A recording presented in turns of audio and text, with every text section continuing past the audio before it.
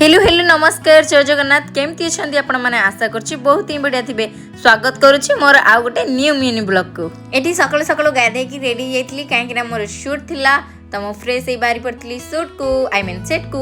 जेहेतु मो आसीबारे लेट हे जाइतिला तो मो घरे ब्रेकफास्ट करि पार नथली तो एठी चूड़ा एंड हार्लिक्स मिल्क अमूल मिसे की मु खाइ नथली एंड आसिकी सेट रे पहुंच जाइतली। एठी रेडी जाइतली आ रेडी हे साला पर मिरर आगे स्टाइल मारुछि स्टाइल न माले कण हबो।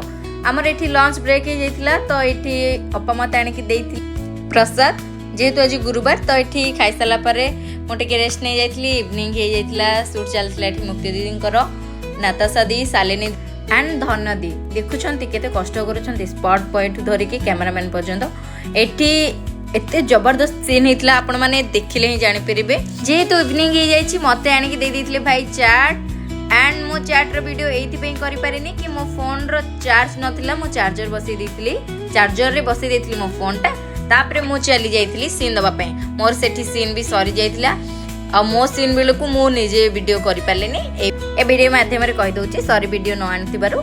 तापरे एठी डिनर ब्रेक हे जाइथिला मो चली जाइथिली खाइबा पय आउ खाइला बेले हैंड वॉश करिबे एठी डिनर रे कोन कोन खाउछि आपण माने देखि नियंतु। तापरे मो चली जाइथिली सेट को गला बेले एते सुंदर जनटा थिला लाइक फील होतला कि से जनटा होची मु वॉइस ता सिना क्यूट नै बट मो रियल रे क्यूट ठीक अछि।